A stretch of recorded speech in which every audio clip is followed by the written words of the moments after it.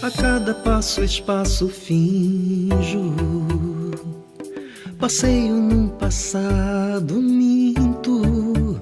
Quem sou eu agora? O que dentro... Um artista multifacetado que a cada dia surpreende. Primeiramente, conheci como poeta. Poeta, escritor, professor. Uma das grandes dificuldades, talvez, de alguns seres humanos, seja traduzir a si mesmo, dizer quem é, como é, o que pensa, o que faz. É fácil, às vezes, falar sobre uma outra personalidade que você conhece, mas falar de si mesmo, às vezes, existem alguns obstáculos, mas não para todas as pessoas. Tem uma pessoa que eu conheço muito bem, que essa pessoa ela tem um autoconhecimento tão grande sobre si e ela se reinventa a cada momento. E por tudo isso, hoje eu recebo esse grande amigo, uma das pessoas que é uma das referências para mim na minha carreira, uma pessoa que eu tenho uma gratidão imensa por ter sempre acreditado no meu trabalho e também é uma honra ter você aqui, Carlos. Eita! A primeira fala que eu digo é essa, eita! Porque, primeiro, é muita responsabilidade, né? Assim, e segundo, muita gratidão, muita gratidão. É tudo recíproco, não é charme nem nada, é verdade. E é engraçado que eu fiquei vendo você falar, né? Assim, algumas pessoas têm dificuldade de se definir, né? Uhum. Como se eu tivesse essa premissa. Eu vejo essa facilidade que tens, né? Acho que pela questão mesmo da tua própria história, jornalista, poeta, né? Então, tudo que está ao teu entorno, ela está falando também de ti, né? Sim. Então, assim, eu vejo que tem muita coisa hoje em dia. Uma das coisas, uma vez que você me falou, era justamente a questão que o artista ele tem que definir uma persona. Sim, com né? certeza, com certeza.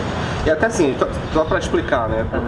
Nós, artistas, nós somos nós, não é que a gente invente uma coisa que nós não somos.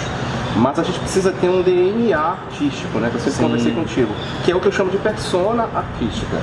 Que somos nós, é uma verdade nossa, mas é algo diferente daquilo do dia a dia. Sim. Na verdade, o teatro me ensinou muito isso, né? O teatro tem uma expressão que é muito curiosa, que é assim, corpo cotidiano, corpo cênico, né? É mais ou menos por aí a gente vai entendendo essa questão da persona e da personalidade diária, né? O teu corpo no cotidiano não vai ser o mesmo que você vai usar lá no teatro. Por exemplo, no dia a dia, a gente não fica assim como a gente está aqui agora. Tá entendendo? A gente tem um corpo cênico, né? Essa Sim. coisa. Sim. Mostrar. Não é isso. Mas não estou dizendo com isso que seja uma mentira isso que a gente está fazendo aqui. Faz parte. Faz né? parte de uma estrutura para nos mostrarmos legais, melhores para vocês. Mas quem é o Carlos Corrêa hoje? Tá. Quem é o Eu fiz tanta propaganda, eu disse que ele sabe tudo sobre ele mesmo, né? Pois é, eu fiquei com medo disso, assim, porque será que eu sei? Eu acho que sabe. Será? Eu acho. Eu acho que eu sei. Essa minha busca de procurar tentar saber quem eu sou o tempo todo é que me faz estar sempre em movimento, né?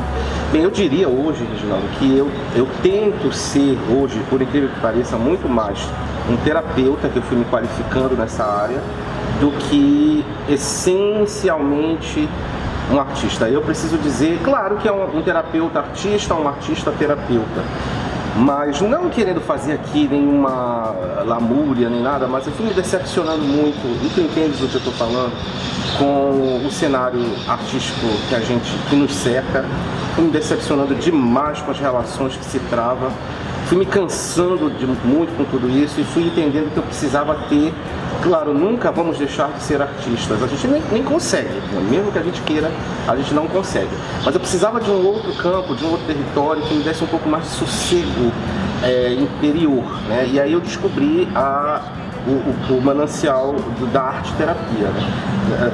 Não da arte-terapia, porque eu não sou arte-terapeuta formado, mas da terapia alicerçada à arte, né? Hoje eu sou psicopedagogo clínico, que é uma pós-graduação que me habilita a ser terapeuta e estou me pós-graduando, acabando uma pós-graduação em musicoterapia, que também é outra qualificação terapêutica, né? E isso me fez com que eu me encontrasse muito mais.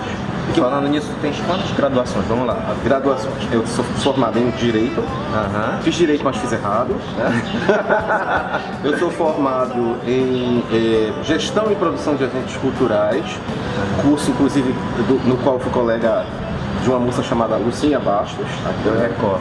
Já ouvi falar dela, né? Tem futuro. Eu acho que ela já aposta nela. Também. Fiz jornalismo, né? Sim. Não satisfeito. Aí depois eu fui fazer as pós-graduações, que eu vou falar depois. Mas não satisfeito com isso, agora no início do ano passei em outro curso superior, estou fazendo pedagogia. Né? Mas isso tu achas que reflete uma sede extrema de conhecimento? Sem dúvida alguma.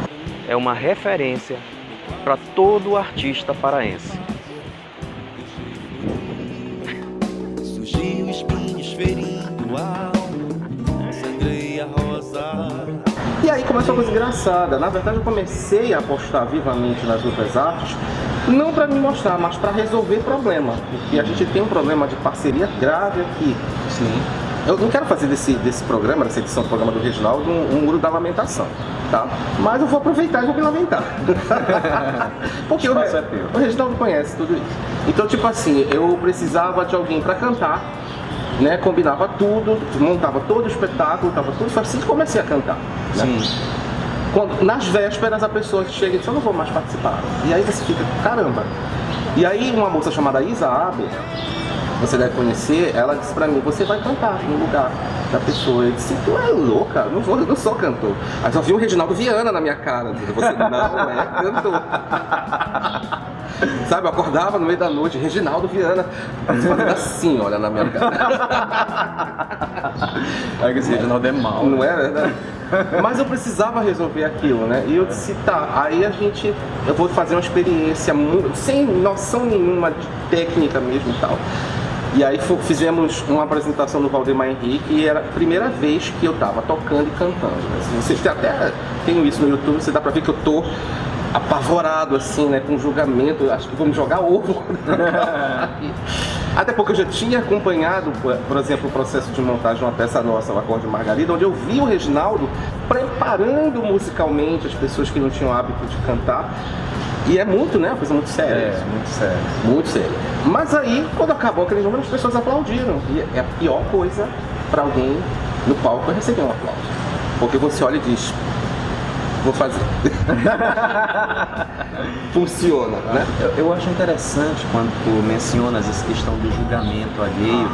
E uma das coisas que me remete um pouco ao julgamento, também eu acho que está muito relacionado a preconceito também. Claro. Né? Eu queria te perguntar uma coisa que tem, não sei se me incomodado, mas me deixado algumas questões, né?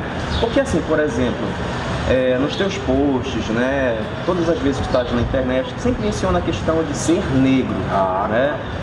E ultimamente o que a gente tem visto, né, as pessoas elas terem enfatizarem, principalmente as pessoas que são negras, elas não falam mais de negro, elas falam, por exemplo, eu sou gente preta, a mulher preta. Aí a gente fica assim, mas pera lá, não era ao contrário, antigamente as pessoas elas não questionavam, diziam assim, olha, piada de preto. Eu me lembro de uma situação aí que eu não recordo do repórter daqui de Belém, que foi entrevistar uma grande atriz, que fez uma pergunta para ela na época, e a questão da dificuldade dela ser preta, e ela corrigiu e disse, não, eu sou negra, né? E aí de repente tudo muda, né? Mas o que é isso? Essa mudança desses conceitos, né? Tem uma razão para isso. E é muito interessante você tocar nesse assunto, porque eu próprio tive dificuldade para entender isso. Mas hoje eu entendo claramente. Eu não uso essa estratégia. Isso que eu vou falar para vocês é uma estratégia do movimento organizado de luta contra o preconceito. Começou o meu estranhamento quando eu vi, por exemplo, um termo, antes de chegar na negritude, um termo chamado Marcha das Vadias. Já ouviram falar? Já. Eu olhei para aquilo e disse, mas por que as mulheres, as feministas, estão se auto-intitulando vadias? Gente, isso daí é uma estratégia muito interessante de desempoderamento de termos pejorativos. Levei um tempo para entender e quando eu entendi, eu achei muito interessante, embora eu não use, mas respeito quem usa. Exatamente porque a palavra preto é uma palavra eivada de preconceito e usada para agredir, como é que a gente desconstrói isso quando eu, negro, tomo essa palavra para mim e passo a usá-la desimportancializando ela? Eita, já. Eu vou retirar o conteúdo de pejorativo dessa palavra eu mesmo. Então, antes que você ou qualquer outro venha me agredir com a palavra preto, eu estou usando ela de boa, mostrando, olha, isso não me atinge, eu sou preto, entendeu? Entendi. Então isso esvazia a carga de ataque da palavra. Assim como as mulheres fizeram com a palavra vadia. Elas pegaram a palavra vadia, quer me ofender e me chamar de vadia? Eu sou vadia. Sou vadia porque eu uso a roupa que eu quero, sou vadia porque eu faço o que eu gosto de fazer. Eu vou começar a usar índio, porque certas pessoas me chamam de índio. Mas é isso, entendeu? Agora, certa pessoa. É isso. Não faça. Mas é interessante essa estratégia, entendeu? Aí quando me explicaram esse artifício, eu disse, bacana. E aí você vê o movimento negro usando essa palavra de propósito para dizer, olha, eu sou preto, de boa. E claro que isso tem uma postura de tranquilidade, né? Porque se eu mostro que eu estou usando essa palavra para te desencorajar, aí perde o efeito. Não. Agora, eu, Carlos Correia Santos, mesmo entendendo tudo isso, eu uso negro, entendeu? Até porque preto, a gente sabe que não é cor, não é raça, né? Mas enfim, mas é essa a razão. A minha preocupação e meu questionamento é porque, às vezes, esses movimentos não é uma crítica, né? Mas que assim, seja, os movimentos precisam ser criticados. eles formam grandes guetos. Com né? certeza. Então, por exemplo, eu assisti uma vez uma entrevista do Agnaldo Timóteo. Sim. E ele questionava. Polêmico. Ele era polêmico, né? E ele questionava justamente o fato de cantores negros que se casavam com mulheres louras. De forma alguma, eu acredito que o preconceito, o racismo, ele se defenda com racismo, né? Sim. Eu acho que essa... Entendi o que tu quer dizer. Mas sobre essa questão, que é outro tema interessante, essa questão do negro que casa com uma mulher branca ou da negra que casa com um homem branco. Aí também é interessante entender um aspecto histórico. Talvez quem não é negro não sabe de um termo que é muito usado dentro das famílias negras, que é um termo que reproduz um conceito histórico que eu vou explicar já, que é assim, limpar a raça. Né? Tem muitos negros que consciente ou inconscientemente usam esse termo, sobretudo no Nordeste. Minha família vem do Nordeste, então fulano é negro, casou com uma mulher branca, vai limpar a raça. A gente está falando de pouca gente sabe disso, e é por isso que não se ensina a história desse país, porque se você conhece a história desse país, você vai ter elementos muito fortes de luta, né? No início do século XX, houve um movimento institucional, governamental, de embranquecimento político do Brasil. Nossa! Então era uma política educacional que estimulava os negros a casarem com pessoas, terem filhos com pessoas brancas, para embranquecer a população brasileira. E como símbolo máximo disso, existe um quadro, uma tela, procurem aí, vocês que estiverem assistindo a gente, joguem no YouTube, no Google, a Vitória de Can. A Vitória de Can. Can é C-A-N. Joguem esse nome e vocês vão encontrar uma tela que é uma expressão pictórica disso, que é uma família, a imagem de uma família. Um homem branco do lado de uma moça já mulata com um bebê bem clarinho no colo e uma velha negra em pé fazendo esse sinal assim. Qual é a história desse quadro? Essa negra é mãe dessa mulher mulata que casou com um homem branco e teve essa bebê que já está mais clara. E a negra ergue os braços agradecendo, né, a Deus aquilo. Por que Can? Por que a Vitória de Can? Porque é uma teoria terrível, bíblica, que fala de um dos filhos de Noé. É interessante falar sobre isso, que as pessoas não conhecem essa história. Um dos filhos de Noé teria, num determinado momento, ido olhar o pai tomando banho nu. Sim. E Noé jogou uma praga sobre Cã, o rapaz se chamava Cã, que era dele ficar tão cheio de vergonha que ele escureceria. E aí ficou escuro, a pele dele ficou escura, e teria sido Cã o pai de todos os negros da África.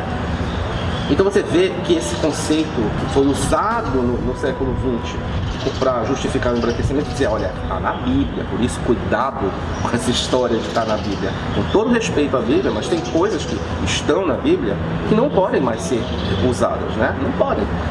Na verdade, tem também uma questão de interpretação, né? Também tem uma questão de interpretação, porque na Bíblia não diz em nenhum momento que Cã deu origem aos negros da África. Exatamente. Não diz, mas aí claro que o poderio, né, institucional pegou essa história e agregou, entendeu? Mas de toda forma é uma história que fala que a negritude, a pele escura tem a ver com a vergonha, tem a ver com, entendeu? E é complicado. E tem até alguns termos que as pessoas utilizam, né, que reforçam o preconceito, que é justamente aquela questão do a negra de alma branca. Cara, essa é mais destrutiva, mais horrível que alguém possa ouvir na vida. Então é isso, gente. Hoje aqui eu tive o prazer de estar com o Carlos Correia. E nós vamos ter outros programas, melhor dizendo, até gaguejo, né? É porque eu fiquei com ciúme e meu ciúme fez ele gaguejar. Outros. Que é isso? Eu quero dizer que são outras oportunidades também com esse cara aqui, né? Esse cara com certeza vai ser convidado várias vezes para estar aqui com a gente. Muito obrigado. Então é isso, gente. Valeu, brigadão. Até o próximo programa. O que dentro aflora num quarto tão sozinho.